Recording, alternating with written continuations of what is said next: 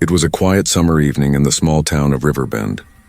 The sun had just started to sink behind the trees, painting the sky in orange and purple. Ethan Cole, a 34-year-old man who lived alone at the edge of town, was walking slowly across his backyard with a metal detector in his hands. Treasure hunting was his favorite hobby. On weekends, when other people watched TV or went out, Ethan searched for old coins, bottle caps, or lost rings. He loved the thrill of finding something hidden beneath the earth, but that evening felt different. The air was strangely still, and even the crickets had gone quiet. Ethan's metal detector gave a soft, regular hum as he swept it from side to side. He was about to call it a day when the device suddenly let out a sharp, high-pitched beep, so strong it made his heart jump. He frowned and moved the coil back over the spot. The beep came again, louder this time. "Whoa, that's new," he whispered. He marked the spot with his boot and began to dig. The soil was loose at first, but then his shovel hit something hard. Clang. The sound echoed in the still air. Ethan leaned closer, brushing dirt away with his hands. Slowly, something silver began to appear, a smooth, round surface buried deep in the ground. It wasn't metal like any he had seen before. It shone faintly like moonlight trapped inside it. He tried to lift it, but it wouldn't budge. The object was larger than a basketball, maybe half buried in rock. His heart started beating faster. Could it be an old bomb? A secret capsule? Or a meteor? He ran to his shed, grabbed a flashlight, and returned, shining the light into the hole. The silver object reflected the beam strangely. It looked almost alive, as if it pulsed with faint blue light. Then, as he touched it, the metal detector beside him went crazy. The sound rose into a loud, constant wail. Ethan dropped the flashlight, startled. The ground vibrated slightly under his knees. "What the hell?" he muttered. Suddenly, a thin line appeared across the surface of the object like a lid opening. Mist poured out, cold and white, curling around his arms. The capsule split open with a quiet hiss, and Ethan stumbled back, shielding his face. When the mist cleared, he froze. Inside the capsule lay a girl, maybe in her early 20s. Her skin was pale with a strange silver glow. Her hair dark as midnight, and fine glowing lines ran across her arms and neck like circuit patterns. She wasn't moving. Ethan's mind spun. He looked around, half expecting someone to jump out and yell prank, but no one was there. The woods were silent. Only the soft hum of the capsule remained. He leaned closer. The girl's eyes were closed, and her breathing was slow but steady. Her body was covered in a thin, metallic fabric that looked like silk and armor at the same time. Around her wrist was a small bracelet with tiny blinking lights. Ethan swallowed hard. "Okay, this can't be real," he whispered. "Maybe I'm dreaming. Or maybe I hit a gas line or something." He reached out and touched her wrist gently. Her skin was cold, but suddenly her fingers twitched. The bracelet glowed brighter. Ethan stumbled backward again, nearly falling into the dirt. The girl's lips parted. A faint sound came out, a whisper, soft and trembling. Then. Ethan's breath caught in his throat. "What did you say?"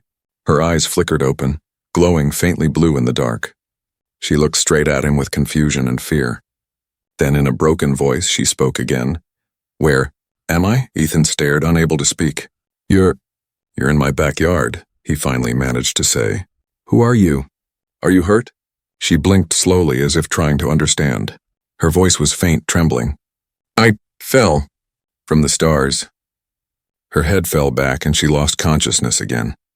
For a long moment, Ethan didn't move. His hands trembled. Every instinct told him to call the police or maybe the hospital. But something deep inside stopped him. If this was an alien, what would the government do to her? Would they lock her up? Experiment on her? He looked down at the girl again. She looked peaceful, fragile, even human. Finally, he sighed and said softly, "All right, whoever you are. You're not staying out here." He picked her up carefully. She was lighter than she looked, almost weightless. The silver glow around her faded as he carried her inside the house. He laid her gently on his old couch, covered her with a blanket, and sat beside her, staring at her face in the dim light. Outside, the metal detector lay forgotten in the grass, still giving faint beeps every few seconds like a warning signal. Ethan looked out the window toward the backyard. The capsule had stopped glowing, but the soil around it still shimmered faintly. Then, just as he turned away, a small spark of blue light flickered inside the hole, like something was watching from beneath the ground. Ethan didn't notice it, but the night did. The air outside grew colder. Somewhere in the distance, a strange, low humming sound rolled across the sky, and the first stars of the night began to pulse, like they were blinking in rhythm. The night grew colder as the strange girl slept on Ethan's old couch. The house was dark except for a small lamp beside her. Ethan sat nearby, still trying to believe what had happened. A few hours ago, he was hunting for coins. Now there was a glowing girl from the stars sleeping in his living room. He watched her chest rise and fall slowly. The silver lines on her arms had stopped glowing, and the strange bracelet on her wrist blinked weakly like a heartbeat running out of power. Ethan didn't know what to do. Call the police? Tell his neighbor? Or pretend this was all a dream? But deep down he knew something was real, too real. The faint smell of metal still hung in the air, and his hands were covered in gray dust from the capsule. He rubbed them on his jeans, staring at her peaceful face. Suddenly the lamp flickered. Once, twice. Then every light in the house blinked in rhythm with a soft hum, coming from her bracelet. Ethan stood. Hey, what's happening? The girl's fingers moved slightly. Then her eyes snapped open. Bright silver-blue light filled the room for a second before fading. She gasped and sat up, breathing hard. Ethan stepped back. Whoa, easy, easy. You're okay. I'm not going to hurt you. Her eyes darted around, wide and lost. She looked at the walls, the furniture, the ceiling fan slowly spinning. Then her gaze stopped on him. Where am I? She asked in a shaky voice. You're in my house, Ethan said carefully. I found you outside. In a metal thing. You were asleep, she blinked. Asleep. Too long, she whispered, pressing a hand to her head. My name, Lyra. Ethan stared. Lyra, that's your name? She nodded weakly. Her eyes were strange, beautiful, but distant. You are human? He gave a small laugh, nervous and confused. Last I checked. Lyra looked around again, touching the blanket like she was trying to understand what it was. This world, she murmured. It feels heavy. Yeah, Earth's gravity'll do that, Ethan said before realizing how crazy he sounded. Wait, hold on. Are you saying you're not from Earth? Her eyes lifted to meet his. There was no joke in them. I came from the stars, she said softly. But I was chased, I hid. I fell. Ethan's mind spun. You're serious? Lyra nodded slowly. They will come. They always come, he frowned. Who's they? But before she could answer, the house lights flickered again. A low rumbling filled the air. Ethan ran to the window and looked outside. The night was silent, but then he saw it. A small glowing drone, black and round, hovering above his backyard. Holy, what is that? He whispered. Lyra stood behind him, her face pale. They found me. Ethan turned. Who found you? The hunters, she said quietly. They are not human. They wear faces that look human. But inside, they are machines. He felt a chill crawl down his neck. Machines? You mean robots? She shook her head. Worse, they were made by those who destroyed my home. They will come for the beacon. And me. Ethan looked again through the window. The drone moved closer, scanning the house with a red light. He ducked down, pulling Lyra with him. What do we do? Lyra's bracelet began to glow brighter. She touched it and whispered in her strange language. The house light steadied. The humming stopped. Outside, the drone froze midair and then dropped like a stone, crashing silently into the grass. Ethan stared. You did that? She didn't answer. Her hands trembled and she looked exhausted. I can only do little. The power is fading. He sat beside her again, trying to make sense of it all. Okay, listen, he said slowly. I don't know what's going on, but if someone or something is after you, we'll figure it out. I won't let them take you. Lyra turned to him, her expression unreadable. You should not have helped me, she whispered. Now, they will come for you too. Ethan's heart sank. He wanted to say something brave, but the truth was he was scared. Deeply scared. Outside, a car engine roared in the distance. Headlights flashed across his window, then stopped at his driveway. Ethan peeked through the curtains. A black SUV had pulled up. Two men in dark suits stepped out, carrying strange scanning devices. They moved quietly, shining lights into his backyard. Lyra's voice was barely a whisper. They are here. Ethan's hands clenched. I'll tell them you're not here. She shook her head. No, they will see everything. They see through walls, through lies. You cannot hide me. He turned off the lights, his mind racing. Then what do we do? Lyra's eyes glowed faintly again. We run, she said simply.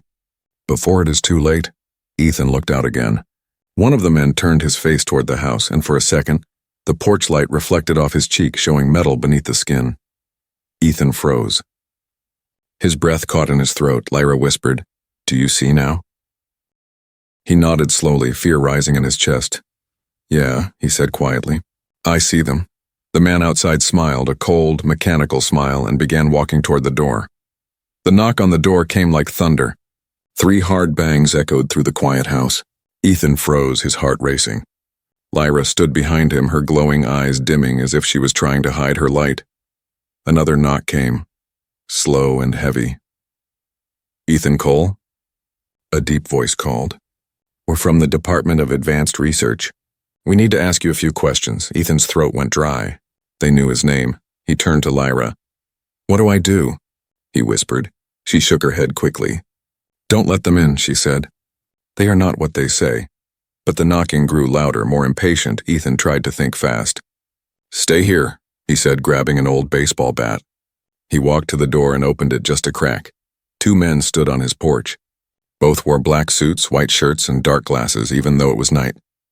Their skin looked pale and smooth, almost too perfect. One smiled politely, showing teeth that seemed unnaturally straight. "Mr. Cole," the smiling one said, "we received a signal in this area. A strong energy spike came from your property. Have you seen or found anything unusual tonight?" Ethan forced a shaky smile. No. Just me and my metal detector. Maybe it picked up something weird underground." The man's expression didn't change. "May we come in?" Ethan gripped the door tighter. "It's late. Can we do this tomorrow?" The second man stepped forward, his face blank. "It's important. We only need a minute." Lyra's voice came softly from behind the couch. "Don't," she whispered. Ethan shook his head. "Sorry, gentlemen. I've got work in the morning. Come back tomorrow." He started to close the door, but a cold hand caught it mid-swing. The smiling man's grip was like steel. "Mr. Cole," he said calmly, "we insist." For a second, Ethan met his eyes and saw nothing human behind them. No warmth, no reflection. Just a dark emptiness that made his stomach twist. Then Lyra shouted from behind him, "Get away from him!" A flash of blue light burst from the living room. The 2 men staggered back as the front window shattered outward. Sparks flew from their suits. The one who had smiled earlier blinked rapidly, his right eye flickering like a broken light bulb. Beneath the skin, something metallic shimmered. Ethan stumbled backward, speechless. "What the hell are you?" The man's fake skin peeled slightly near his jaw, revealing silver and wires. His voice turned cold and mechanical. "Unauthorized entity detected. Retrieve target." The second one raised a weapon that looked like a metal rod, but before he could use it, Lyra lifted her hand. The bracelet on her wrist glowed bright blue, and every light bulb in the house exploded at once, the room filled with blinding light and the smell of burning circuits. Ethan ducked, covering his head. When he looked up again, both men were gone, vanished into the darkness outside. Only faint footprints pressed into the mud showed they had been there. Lyra collapsed to her knees, breathing heavily. The glow on her bracelet dimmed again. Ethan ran to her. "Are you okay?" She nodded weakly. "They won't stop. They will send more." He looked toward the broken window. "What were they?" "They are called mimics," she said softly. "They wear human faces, but inside they are machines of war. My people built them long ago to serve us, but they turned against their creators. They wiped out our worlds, and now they come for this one." Ethan swallowed hard. "You mean Earth?" She nodded. "Yes, Earth is one of the last safe places in this system. They tracked me here." Ethan's mind spun. He looked at her glowing lines, the broken glass, the empty street outside. This was beyond anything he could understand. "Why you?" he asked quietly. "Why are they after you?" Lyra looked down at her bracelet. "Because I carry the code that can stop them. The last key from my world. They know if I live, they lose." Ethan's stomach turned. "And now they think I'm helping you." She met his eyes, her expression soft and sad. "You are part of it now." "I am sorry." He rubbed his face, trying to think. "We can't stay here. They'll come back, maybe with more of those things." Lyra stood slowly, her silver lines faintly glowing again. "Then we must leave. There is a safe place, a signal I felt when I woke. North, mountains." Ethan nodded, still shaking. All right, we'll go. But we need supplies. He grabbed his car keys and a flashlight. Outside, the wind had picked up, and faint red lights flickered in the sky like distant thunder. As they stepped onto the porch, Ethan glanced back one last time at his quiet home. The broken glass, the half-dug hole in the yard, the forgotten metal detector still lying in the grass. He had no idea what he was stepping into. Lyra touched his shoulder gently. "Thank you," she said. "You didn't have to help me."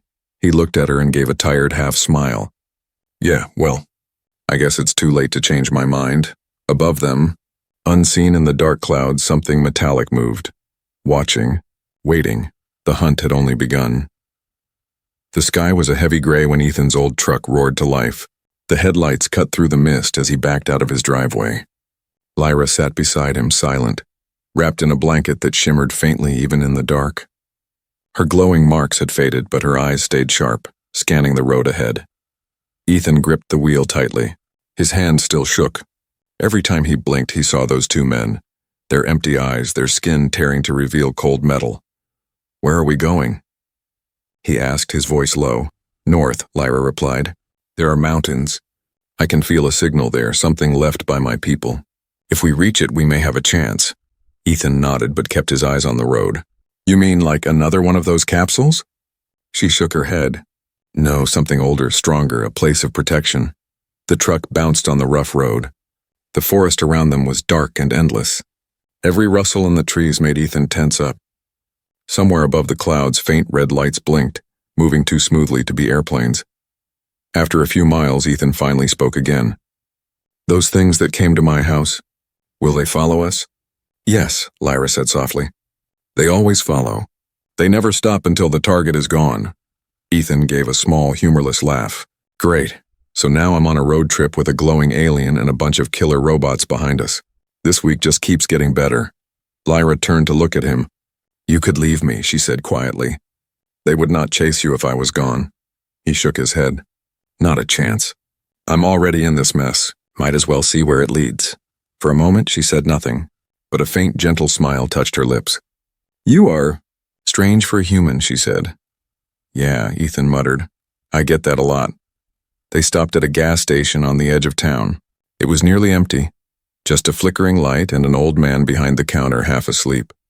Ethan filled the tank while Lyra stayed inside the truck, her eyes following every shadow. When Ethan went inside to pay, he noticed a small TV on the counter. The news was playing. A serious-looking anchor spoke about a meteor impact reported near Riverbend earlier that night. The government had contained the area for safety reasons. Ethan felt a chill. He knew it wasn't a meteor. They were already rewriting the story. He paid quickly and hurried back to the truck. "We need to move now." Lyra looked up at him. "They are already covering their tracks, aren't they?" "Yeah," Ethan said, starting the engine. "And if they're cleaning up, that means they're close." They drove through the night, following a long, narrow road that wound into the hills. The stars were hidden behind clouds, and the sound of wind against the truck felt almost alive. Then, just as they passed an old bridge, the radio crackled on its own. A flat metallic voice came through the speakers. "Target located. Moving northeast. Prepare for intercept." Ethan's heart pounded. "They're tracking us." Lyra touched her bracelet and the dashboard lights flickered. "I can block them for a moment," she said, "but it will not last long." Suddenly, headlights appeared behind them. 2, then 4, then 6. Black SUVs. The same kind that had come to his house. "Hold on," Ethan shouted. He pressed the gas pedal to the floor. The truck roared forward, tires screeching. The chase began. Bullets hit the back bumper. Sparks flew. Lyra turned in her seat, her bracelet glowing bright blue. A pulse of light shot out from her hand, hitting the nearest SUV. The vehicle swerved violently and crashed into a ditch. Ethan grinned despite his fear. "Nice shot." But Lyra didn't smile. "There are more," she warned. Many more. One of the SUVs pulled up beside them. The window rolled down, and a man with a blank face aimed a black weapon. Ethan swerved hard. The shot missed, hitting a tree and making it burst into flames. "Ethan," Lyra said urgently. "The bridge ahead." He looked forward. The road curved sharply to a narrow wooden bridge over a rocky stream. He didn't slow down. "Hold tight." They hit the bridge at full speed. The wooden planks groaned and cracked under the truck's weight. The SUVs tried to follow, but the first one hit a weak board. The bridge collapsed beneath them. The roar of crashing metal and splintering wood echoed through the valley. Ethan and Lyra's truck made it to the other side, tires smoking. He stopped the vehicle, breathing hard. For a moment, there was silence. Then he laughed shakily. "We made it." Lyra looked out the back window at the burning wreckage. Her expression was calm, but her voice was quiet. "For now," she said. "But they will not stop. They never stop." Ethan leaned back in his seat, wiping sweat from his forehead. "Then we keep going," he said. "Wherever this signal of yours is, we'll find it." Lyra turned to look at him. Her eyes softened, and for the first time she seemed almost human. "You are brave, Ethan Cole," she said softly. "Even when you are afraid." He gave her a tired smile. "Yeah, guess that's the only thing I'm good at right now." Outside, lightning flashed across the clouds, revealing something huge in the distance. A dark shape in the sky, too large to be an aircraft, moving slowly toward them. Lyra's eyes widened. "They've sent a hunter drone," she whispered. "One that does not stop until it kills." Ethan looked at her, then back at the sky. "Then let's see if we can outrun a nightmare." He started the truck again, and they drove into the storm. The storm chased them all night. Rain hammered against the windshield as lightning tore open the sky.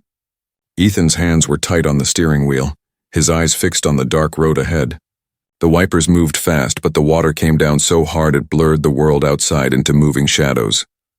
Lyra sat beside him, silent, her glowing bracelet pulsing faintly in rhythm with her heartbeat. She looked weak. Each time she used her power, she seemed to lose a little more of herself. Ethan glanced at her. "You okay?" She nodded slowly. "The energy inside me is fading. I need the beacon. It can restore my strength," he frowned. "This beacon? You said it's somewhere north, right?" "Yes," she whispered. "But it is not new. It was hidden long ago. My people left it as a message." "And a weapon." "A weapon?" Ethan asked. She turned to him. "If awakened, it can protect this world. But if the wrong hands find it?" She paused, her voice tightening. "It could destroy everything." Ethan looked ahead, thoughtful. "Then we better get there first." By morning, the rain had stopped. Gray clouds drifted above the mountains and the roads turned to mud. Ethan parked the truck near a wide valley filled with fog. He climbed out and stretched his sore back. The air smelled of wet earth and pine. Lyra stepped out carefully, her bare feet leaving faint glowing footprints on the muddy ground. She closed her eyes for a moment, as if listening to something far away. Then she opened them and said, "It's here." Ethan blinked. "Here, you mean right under us?" She nodded. "Deep underground. The signal is weak but old. Your world buried it." Ethan rubbed his chin. "Well, I'm no scientist, but I've got a shovel back in the truck." Lyra smiled faintly, a tired smile that made her look strangely human. "You have a gift for finding what others cannot see." Ethan chuckled. "Yeah, I guess my metal detector wasn't useless after all." They began to dig near a rocky hill. Hours passed. The air grew warmer and the fog lifted slowly. Ethan's hands were blistered, but he kept going. Then his shovel hit something hard. Clang. The same sound he had heard the night he found Lyra. Ethan looked at her. "You hear that?" Lyra's eyes widened. She knelt beside the hole and brushed away the dirt with her hands. Slowly, a smooth silver surface appeared, larger than the first capsule, marked with strange symbols that glowed faintly blue. "This is it," she whispered. "The beacon." Ethan leaned closer. "What does it do?" She hesitated. "It connects worlds. It calls across time and space. It was meant to wake the guardians who once protected the human race." Ethan frowned. "Wait, guardians? Are you saying humans had help before?" Lyra looked at him, her voice soft. "Your kind was never alone, Ethan. My people planted life here thousands of years ago. We watched you grow, until war destroyed our world. The mimics came after us and we hid what we could." He stared at her, speechless. "So you're saying Earth?" "Yes," she said quietly. "Earth is part of our legacy. You were our greatest creation." For a long moment there was only the sound of the wind. Ethan felt something heavy stir inside him, a strange mix of fear and wonder. Then the ground trembled. A low rumble echoed through the valley. Lyra gasped. They felt the activation. The beacon began to glow brighter, sending a beam of light up into the gray sky. It cut through the clouds like a pillar of blue fire. Ethan stepped back. What's happening? Lyra's bracelet flashed rapidly. It's calling the defense system. But it's also a signal to them the mimics will come. Ethan cursed under his breath. We need to hide. Before she could answer, the air above them shimmered. A dark shape appeared in the clouds. An enormous ship, silent and sleek, hovering like a shadow.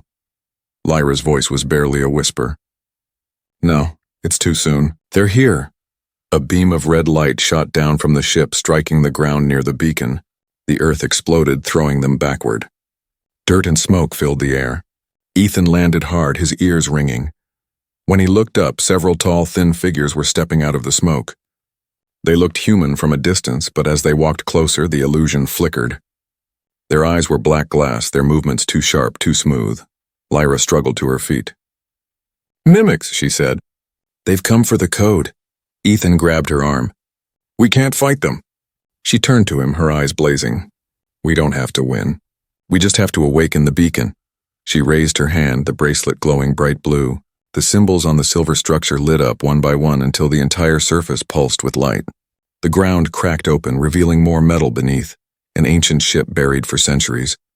The mimics opened fire, red bolts tearing through the air. Ethan ducked, pulling Lyra down. The ground shook again, but the beacon's light grew stronger, forming a dome around them. Then as suddenly as it began, the shooting stopped. The mimics stepped back, shielding their faces from the glow. Ethan looked at Lyra, amazed. What did you do? Her voice was faint but steady. I woke it. The heart of my ship. The earth remembers its guardian. The light rose higher, spreading through the sky like dawn. Ethan watched in awe as the buried ship began to move, metal groaning beneath the ground. Lyra looked at him, eyes shining with tears. Now you see, Ethan. What you found in your backyard was not a mistake. He swallowed hard. Then what was it? She smiled softly. The beginning of Earth's awakening. The ground split open as the buried ship rose from the valley floor, metal grinding against stone. The morning light hit its surface, revealing glowing blue lines that pulsed like veins. Dust and wind blasted through the air, knocking Ethan off his feet. He shielded his face, staring in disbelief. The massive structure wasn't just a ship, it looked alive. Its body was smooth, curved, and silver, shaped like a sleeping creature finally waking up after centuries. Lyra stood at the edge of the crater, her eyes glowing brighter than ever. She hears me, she whispered. The ship knows its pilot has returned. The air filled with a deep hum that shook the ground. The mimics, the fake men of metal, stumbled back, their black eyes flashing red in alarm. They started firing again, beams of red light cutting through smoke and dust. Ethan dove behind a rock as explosions tore the valley apart. Lyra, he shouted. What do we do? She turned to him, her voice calm but filled with power. You must help me reach the core. The ship will not awaken fully without a bond, a human link. A bond? You mean me? She nodded. The ship was made to protect your kind. It needs one of you to guide it. Ethan's heart pounded. I don't even know how to fix my own car, Lyra. Lyra stepped closer, placing a hand on his chest. You found me when no one else could. The ship trusts that choice. And so do I. Before he could argue, another blast hit nearby. Rocks exploded into the air. One of the mimics leaped toward them, moving faster than any human. Its face flickered, half metal, half the fake skin of a man. Ethan swung his shovel like a bat, hitting it across the head. Sparks flew. Yeah, how's that for your data chip, you tin can? The mimic grabbed his arm, its grip crushing. Ethan screamed. But before it could strike again, Lyra raised her hand and fired a pulse of blue light straight into its chest.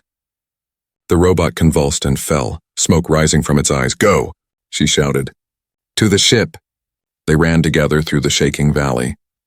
The buried ship had opened, revealing a bright tunnel glowing with white-blue light. It felt warm like the inside of a heart. As they entered, the noise outside faded. The inside walls moved slowly like breathing metal. Strange patterns of light rippled under their feet. Ethan looked around, stunned. This thing is alive. It is, Lyra said softly. It was built with living metal. My people created it to think, to protect, to feel. At the end of the tunnel stood a round chamber with a glowing sphere floating at its center. It pulsed in time with Lyra's heartbeat. This is the core, she said. Place your hand there. Ethan hesitated. What'll happen? The ship will know you. It will see your memories, your fears, your strength, and then it will choose. He took a deep breath and reached out. The moment his hand touched the sphere, his mind exploded with light. In a single flash, Ethan saw everything, Lyra's world. Shining cities floating among stars, her people laughing, then screaming as fire rained from the sky. He saw the mimics turning against their masters, worlds burning, ships falling, and then Earth, quiet, young, beautiful, a new beginning. He gasped and fell to his knees. I saw it, he whispered. I saw everything, Lyra smiled sadly. Now you understand why they must not win. The ship's walls began to glow brighter. The hum grew into a roar. The lights wrapped around Ethan's body, covering him in a faint silver aura. The ship spoke in a voice that echoed in his mind. Human host accepted. Guardian protocol online. Ethan's eyes widened. It's talking to me. Lyra stepped back, pride shining in her face. Now you and I fight as one. Outside, the mimic forces regrouped. More ships arrived, sleek dark machines hovering in the clouds. Red beams targeted the valley, but the Earth answered back. The buried ship rose higher, shedding dirt and rock as it broke free from the ground. The valley filled with light so bright it turned night into day. Inside the cockpit, Ethan sat beside Lyra. Their hands rested on two glowing panels that pulsed in sync. He could feel the ship as if it were part of him. Its power, its fear, its will to live. Ethan, Lyra said softly, the fleet is coming. He nodded. Then let's show them what Earth can do. He thought about protecting his home, his town, the people who had no idea this war even existed. The ship responded instantly. Blue energy surged through its wings. The first mimic ship fired a beam, but the Guardian vessel twisted through the air, moving like a living storm. It released a blast of pure light that split the sky open. The enemy ship exploded in a wave of fire. Ethan grinned, breathless. Okay, this is insane, but kinda awesome. Lyra laughed softly for the first time. Welcome, Guardian of Earth. The remaining mimic fleet descended, surrounding them in the clouds. Red lights flickered across the horizon. Ethan's hands tightened on the control sphere. Let's finish this, he said, and the ship dove forward, streaking into the heart of the storm, a beam of blue fire cutting through the dark sky. Earth's first Guardian, reborn from the soil of one man's backyard. The sky burned with light. Blue and red beams clashed above the clouds like angry comets. The sound of war filled the air. Thunder that wasn't thunder, fire that wasn't fire. High above the valley, Ethan and Lyra fought side by side inside the awakened ship. The control panels pulsed beneath their hands, alive with energy. The ship moved as if it could read Ethan's thoughts, twisting through the sky like a blade made of light. Below them, the world looked peaceful and small, a sleeping planet that had no idea it was seconds away from destruction. More are coming, Lyra warned, her eyes glowing bright silver. Ethan saw them through the ship's display, hundreds of dark shapes rising from the clouds, their red lights blinking in formation. The mimic fleet, they never give up, he muttered. No, Lyra said. They don't know how. The first wave attacked. Dozens of energy beams cut through the sky, striking the Guardian ship's shields. The impact made the cabin tremble violently. Ethan held the controls tighter, gritting his teeth. Can we take this? He shouted. Not for long, Lyra replied. We must reach the core ship, their leader. Destroy that and the others will fall. Ethan nodded. Then let's go. The ship surged upward, breaking through the clouds into the sunlight. For a moment, the world below vanished beneath a sea of gold. And there, above the clouds, waited a massive vessel. Black as night, its size so great it blotted out the sun. That's it, Lyra said. The heart of the swarm. Ethan stared at it in awe. It's like a city floating in the sky. A city of death, she said quietly. It carries the mind of the first mimic, the one who betrayed us all. As they approached, hundreds of smaller ships surrounded the massive one like insects guarding their queen. Too many, Ethan said. Lyra touched the controls, her bracelet glowing once more. Then we become the storm, the Guardian ship responded, spreading its wings wide. The light grew blinding as a shockwave of energy blasted outward. The smaller ships shattered in waves of fire and smoke. Ethan felt power rush through him, through his veins, his heart, his mind. He saw flashes of light and symbols in his head, like the ship was speaking in dreams. Then a deep metallic voice filled the air. You are not one of them, human. You are nothing. The voice came from the black flagship. It was cold and echoing like something ancient and cruel. Ethan smirked. Yeah? Then maybe you shouldn't have let me borrow one of your toys. The flagship fired a massive beam, slicing through the clouds.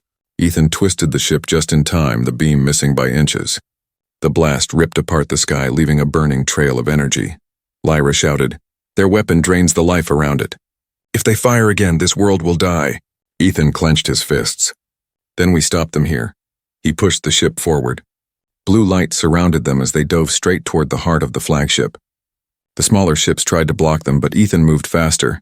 His mind and the ship now won. "Lyra, charge everything we've got," he yelled.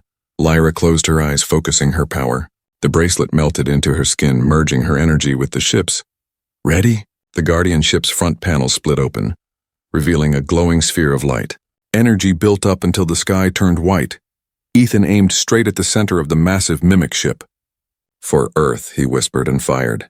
The explosion was like a sun being born.